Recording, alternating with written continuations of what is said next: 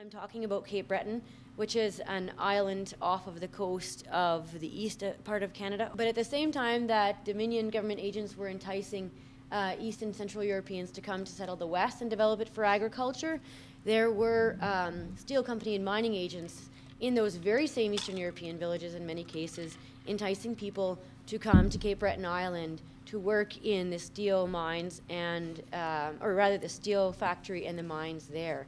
And there are maps of Cape Breton. I don't get to show you today, but there are maps of Cape Breton as the center of the world at the beginning of the 1900s. It really was so, because steel was the basis of so much of the economy of that time, and Cape Breton had a major a steel plant. So, you know, goods and people and arts and culture traveled through to and from Cape Breton Island. Well, I'll just read you today briefly, going through a bit of an introduction, and then I'll focus on my Cape Breton research program. I'll give you some examples of what we're calling productive conflict. You know, in Cape Breton, the steel factory and the mines kind of bring up use of natural resources and the conflict inherent in that that Leanne was talking about, although I don't really get to focus on that, but it is this group of people who came at that time in the early 1900s to work in the steel factory and the mines that we're really talking about now, their descendants. And Dee really focused on collaboration, which is what I will do as well. So there'll be a lot of, I think, rich discussion afterwards. So many ethnomusicologists, like many other social scientists, strive to make their research socially relevant and engaged. We talk about much about public, applied, and collaborative methodologies, but what does it mean to be relevant and who exactly is engaged? Today I'm going to speak about a way of working that's based on service and close community engagement. It's a scholarly practice of service that's been essential to my work as an academic as far as what I understand my role to be. A social and cultural critic and activist, as an educator, to facilitate and support the learning of students and engaged as contributing citizens and community members. Such collaboration, as I mentioned a minute ago, is dependent upon the development of relationships, and I'm sure we can all attest to the fact that relationships have their ups and downs, and in today's presentations we've chosen to focus on aspects of conflict in our research relationships and what we've gained or learned, especially through these challenges or conflicts, whether we're involved or whether they're historical. Since the mid-1990s, I've been working as an ethnomusicologist, which means that I've been studying how people make music and how we make it meaningful in our lives. There are more nuanced aspects of the field, but this provides a basic idea to those who are unfamiliar with it. This builds too on notions from Clifford Geertz, the anthropologist, about ethnography being a project in search of meaning. In my doctoral dissertation, Performing Heritage, I explored ways in which music and dance at a modern Ukrainian-Canadian festival in Vegreville, as it turns out, not so far from here, functioned as mediums of heritage production through which participants and spectators negotiated various layers of identity. Engaging in this work that had personal as well as professional significance for me, I'm a Canadian of Ukrainian ancestry, and I grew up attending and participating in this festival. I learned that sites of heritage production like this festival provide examples of how individuals exercise agency in relation to structures of power, and even Dee was talking about key actors. As I saw in the festivals I studied, music and dance can be vibrant discursive fields after Foucault, through which numerous interlocutors, processes, practices, statements, and performances operate and continually and fluidly reshape one another. Music and dance are sites of social engagement, one of Renato Rosaldo's busy intersections of life. They are also means of social practice, and I'll return to the importance of music and dance as embodied practice later in my presentation. In these festival and other research projects, I focused on ways in which music and dance intersect with aspects of identity and experience, including gender, race, and ethnicity, class, and region, aspects of identity and experience that are always in process, continuous, and fluid. So through all of this work, I've begun to articulate ways in which music and dance are core and common means of human experience, significant mediums of expression. I've been active in research, education, and museum-related and other work with communities, work that relates to music, dance, culture, heritage, and identity. I work with universities literally across the country, from Vancouver Island to Cape Breton Island, and universities in between, like the University of Alberta still, and you'll hear a bit about that later. and now I'm working with a major heritage institution in this region, documenting, sharing, and teaching and learning histories and cultural practices with an array of audiences through multiple means, and including scholarly and public presses, web-based interactive multimedia, exhibits, educational and other resources, collections, development, public programming, and so forth. My work is collaborative.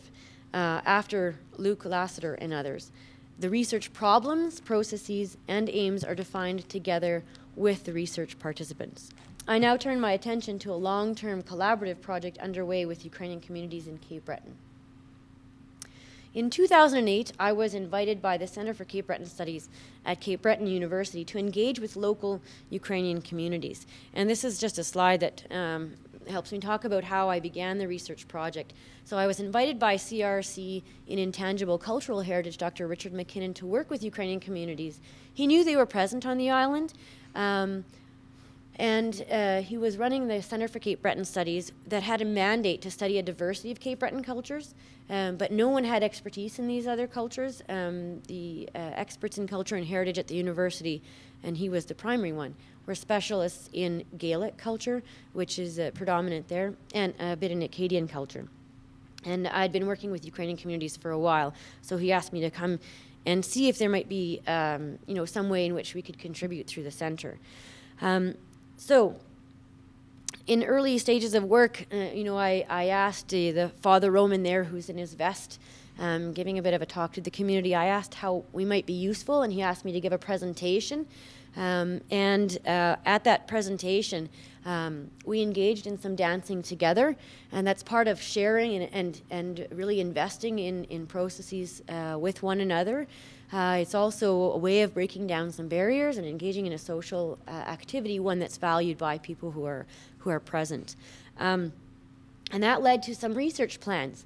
I asked the community how I might be useful further, and they suggested that right away, well, maybe we'd like an exhibit of our culture and heritage in Cape Breton.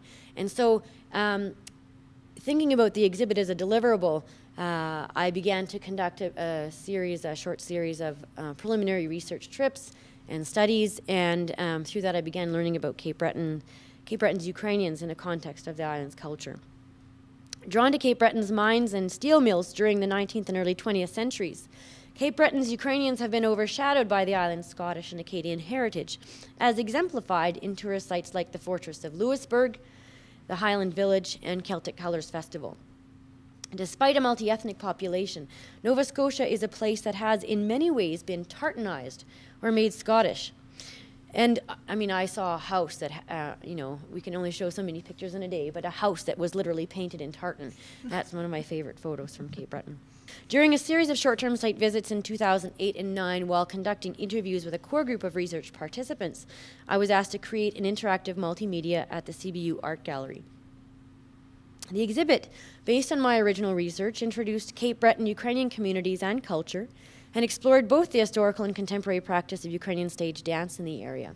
It gathered together a variety of material items, most of which were on loan from individuals and central community institutions.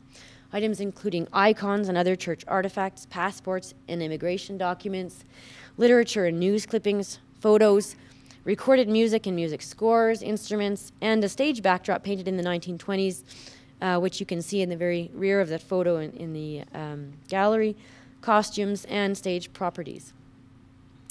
And this raises one of the first stories of productive conflict that I'd like to tell you about.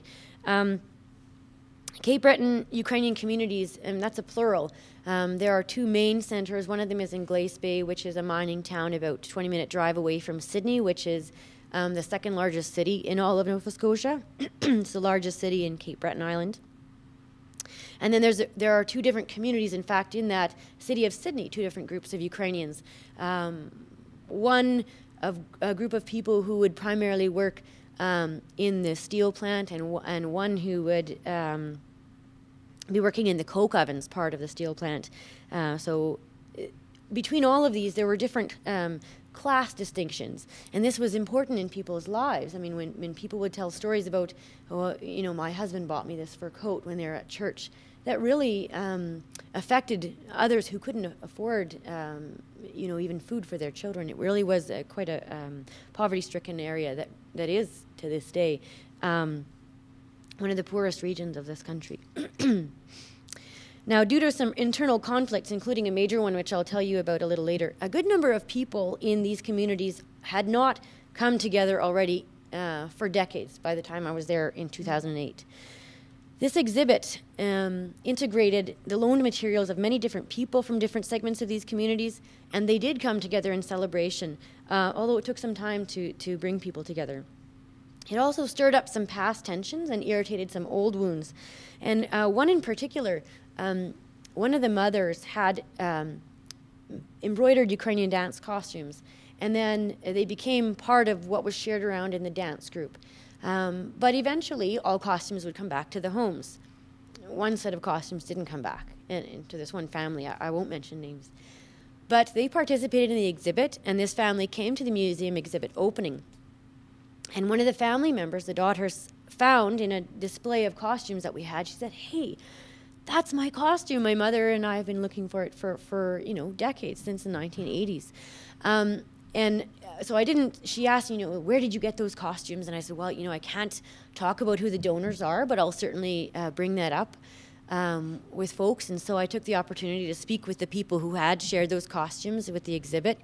And the person who was the holder of the costumes at that time was very happy to return the costume to the family. She was just holding them. She happened to become the holder of costumes after her children were done dancing. But it was a really special family heirloom that, there was this tense situation, but we were able to repatriate that costume and really to have some resolution for both of those groups of people. So this exhibit opened to record crowds in June 2009. Never having been celebrated before, Cape Breton's Ukrainians were thrilled to have been represented and officially included in this public institution. It was held at the Cape Breton University Art Gallery, the only professional art gallery on the island, and to have their contributions to the island's culture valued in this way. A model of successful collaborative research with the enthusiastic involvement of many community leaders and other members, this exhibit was also facilitated by collaboration with galleries and archives, research institutions across the country, and several offices and scholars at Cape Breton University. It's since garnered international recognition, leading to increased interest in the area. A number of the findings have already been integrated into site interpretation for tourists and become the basis of academic conference papers. It's also been cited widely by university researchers and provided new opportunities for scholarly collaborations, intercultural relations, and teaching and learning together with communities. Some of these new opportunities involve my most recent postdoctoral research program that built on the collaboration with Cape Breton's Ukrainian communities that began in 2008. I carried out a number of presentations and publications, including an editorial project. I also curated and installed a three-dimensional interactive museum exhibit. This exhibit, here's some of the signage, drew in more people than even the first exhibit, because with the first exhibit, some people were a little hesitant to come back to this kind of community center. But they saw the productive nature of our collaboration earlier, and then they wanted to be part of it as well. So they hadn't necessarily contributed earlier, but now they wanted to take the opportunity to take part in telling the story of their communities. So we held an official opening of the exhibit, and it was very well attended. It was live to air on a CBC program. A number of other concerts and public outreach events were scheduled to draw attention to the exhibit, which will close this November. I opened it in February. And an interactive virtual exhibit leading to a permanent online presence for the exhibit, which I launched a few weeks ago in Cape Breton. You can access additional archival materials online, including the CBC tape of the show that covered the opening, including some concert material, videos from the concerts, which included a Cape Breton fiddler playing along with Ukrainian bandura player, and virtual tours of the actual church as well as the museum exhibit. There's an interactive community forum to which community members have also already begun to write into. So this is taking on a life of its own, which was the intent. Another major component of the postdoctoral research was an editorial project. I served as a managing editor and a contributing author to the republication of John Hooke's Strangers in the Land. So working with Mr. Hook, I negotiated the rights and the funding and publication through various university presses. I worked with an editor to treat the original book as an historical document. This helped to attend to the author's concern and to the community's concern, also to update the publication. We added some new material. Now, it should be noted that this book, the original book, was a source of much conflict in the community, discord, as well as pride. So people were really proud that John Hook had spent this time and really, impressed with his work, but also they were sensitive to the fact that this was one man's telling of a great diversity of communities.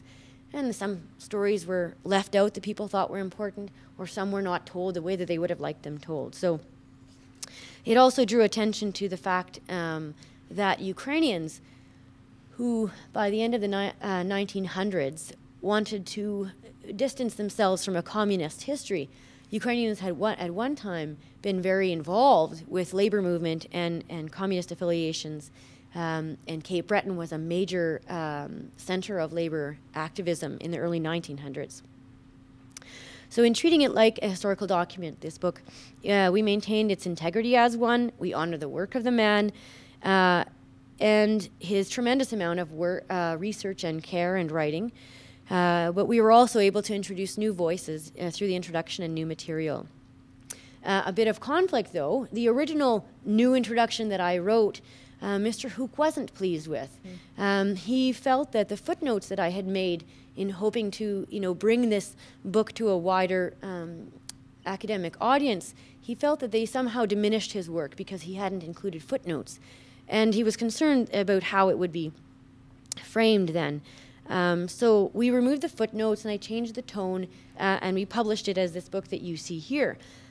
I also, as a result of attending to his concerns and the university's interest in supporting this research, I was also able to negotiate some funding from the Dean's office that supports a separate publication, an independently written monograph, now contracted with a university press. That deals with these issues that you see on the slide. So here's an instance of this author, this one important actor in the community, and I and other community members sharing authority in the telling of these stories of these communities, seeing that a variety of voices are heard and that their needs are met, including multiple voices through multiple means telling different stories. So not one story, but stories from different perspectives. And we have, as a result, a much richer interpretation and understanding. So this research in Cape Breton is a project of social historical importance. Ukrainian communities and culture have been a vibrant part of the social and cultural landscape of Cape Breton since at least the late 1800s. Yet a paucity of research has existed in public memory and scholarship that attends to Canadians of Ukrainian descent in this part of the country. We're all familiar living here with Ukrainians on the prairies, but very few of us have heard about Ukrainians in the Maritimes up until now. Shedding new light then on what it means to do research in Atlantic Canada, this project is promoting deeper understandings of national and group identities that resonate well beyond its local, regional, and national context. Already my research has inspired the regular involvement of youth and young adults who had not been involved in the community since early childhood. They're working together with elders toward collectively defined goals, building for their future. This is especially significant since many descendants of Ukrainian immigrants have moved off of the island to find work. This is typical of the general Cape Breton population. Fort McMurray is a popular destination for work of many Maritimers. My project provides the resources for Cape Bretoners and others to learn about the history of their communities and its significance within Canada, to share cultural practices and to underline the importance of keeping them alive. The collaborative process values a wide variety of people, their lives, experiences, knowledge, memories, and practice from the very beginnings of research through various stages of dissemination and in continuing relationships afterward. The aims, which are the process and the deliverables both, so it's the journey and the destination, were all designed collaboratively, together with community leaders and members, as well as philanthropic and institutional stakeholders, to meet both community needs and academic goals. These aims enable comprehension of history, communities, and cultural practices from the inside out, from the vantage point of those who live and make them meaningful. The collaborative process provides an opportunity to rethink the research process and include communities as partners. A shared authority is inherent in definitions of research and in resulting representations of history and experience. The process and deliverables of this project are also dialogic, integrating a variety of disciplines, voices, materials, and perspectives to facilitate respectful and productive dialogue, to present the material in ways that are evocative of related histories and experiences, and to engage multiple audiences with the research and communities involved, thus facilitating conversations between those we typically call the doers and the knowers, changing the way that knowledge is created and represented, while stimulating participation by students and scholars as social and cultural activists. This project has also showed me ways in which this kind of work can affect community. In this area of the country, there are many different Ukrainian community organizations that you will likely have encountered just living here. And there's a great diversity of Ukrainian communities across the country. But in some interesting ways, these communities are also bound together by aspects of culture and history that they share. So I'm going to play for you a sound file that I played at a research presentation when I was talking about my research in Cape Breton at the University of Victoria. What was interesting is that as I played this recording, a number of the audience members began to sing along. This is the regular hymn that's sung at the beginning of regular liturgies in the Ukrainian Catholic parish that's in Cape Breton in Sydney. And it's the only Ukrainian church that's east of Montreal.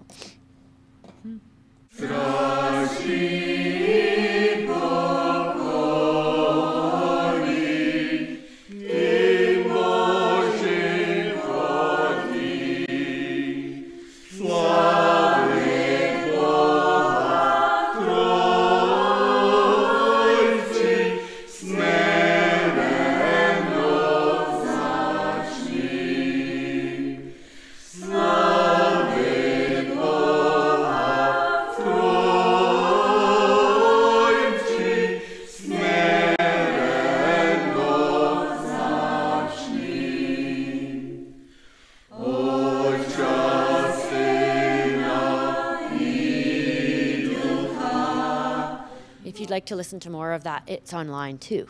In any case, that recording was made as part of a Ukrainian dance and music studio course that I taught at the university.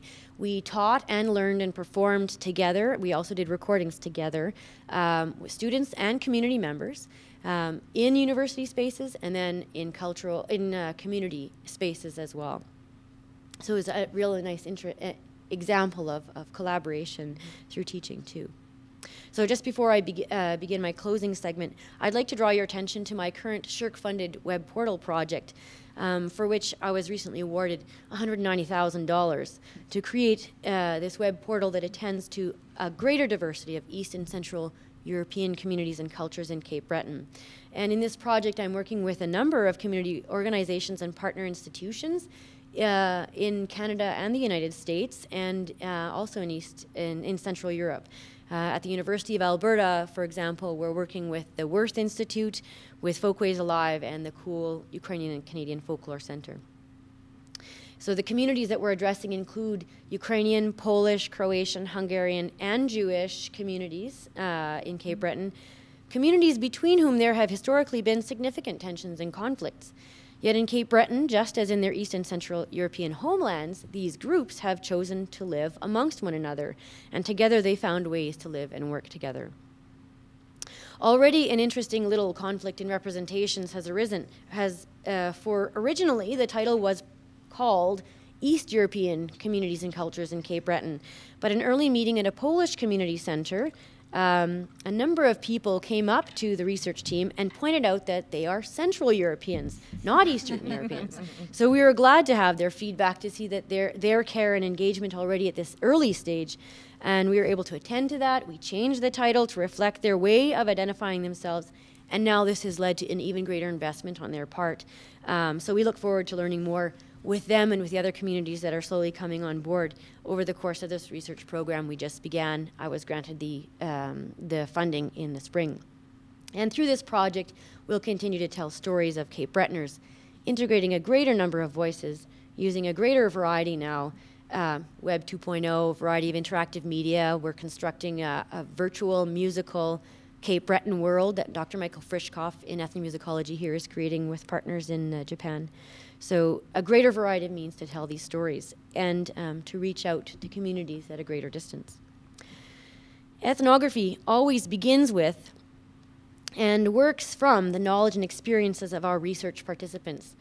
Further, ethnography, as part of service-based learning outside the classroom with communities, leads students, scholars, and community members at large to problematize the boundaries around learning, about where learning can happen and what constitutes valid meaning and learning. The experiences that many of my students, for instance, gain through ethnography leads to their involvement in social justice advocacy and action. They come to this through experiencing their own capacity to think critically and assess the world they live in by carrying out ethnography. It's also the case that in the beginning of my relationship with the community organizations and institutions in Cape Breton, where I have been serving as a curator for the exhibit, and in the position I currently hold as executive director of the Friends of the Ukrainian Village Society, I'm still continually faced with people who hold the notion that there's some sort of inherent conflict between academia and the rest of the world, or the real world, sometimes people call it. But through applied community-based research projects like the ones I've been carrying out in Cape Breton and across the country, because I work with Indigenous groups as well, this idea eventually becomes dispelled as community members see that their knowledge and experience is valued, and they see that the ways in which I and my colleagues and students have been able to contribute to their communities is also important to them. Anthropologist Nancy Shepherd-Hughes has argued that anthropology ought to be a field of action as well as a field of knowledge, and since then many others have written on the topic. For example, a recent issue of Current Anthropology was devoted to engaged anthropology and the dilemmas it raises for practitioners. Engagement, writes the authors of the introduction to this special issue, can happen in many forms: sharing and support, collaboration, teaching and public education, social critique, advocacy, and activism. And here I call to mind the shared authority that I mentioned earlier, sharing and mutuality of learning, of work, and research product or benefits. And the sharing of authority in the research I've described today that helped our collaborative teams be productive in dealing with some of the tensions that arose in the context of research activities. The practice of ethnography as part of service-based learning presents students and scholars with opportunities for encountering and cultivating different kinds and expressions of knowledge. It's an openness and vulnerability that enables a decentering, where the strange becomes familiar and the familiar strange. That's a term, phrase that we often use in anthropology. And the cultivation of a different kind of knowledge, one based on witnessing and engaging in action rather than only text. Music and dance are embodied social practices. The kinesthetic and experiential components of music making and dance bring topics of discussion and analysis literally into our bodies, making topics of study more immediate and knowable. Through performance of music and dance, we internalize the modes of production under investigation and thus make abstract concepts such as theories of social structure material through musical relationships and dance relationships embodied in performance that we can then reflect upon, whether it be through reading, writing, analysis, or other kinds of creative work. This insight and sensitivity can be invaluable in our work with communities, helping us to be mindful of tensions and challenges that might already exist within communities, or challenges and tensions that might arise in the context of research activities. Helping us to be mindful of these tensions and challenges and to find productive ways to work through them together. Music and dance, as ethnomusicologist Bev Diamond and others have argued, quote, enable us to think and to feel, to know ourselves and one another, and to relate. We hear our way into communities and into our own thoughts, end quote. And I add that we move our way into and through our communities and our own thoughts and relate. For these reasons, music and dance may be prime sites through which to investigate social issues and to work through challenges and conflict productively. Thank you. Yes.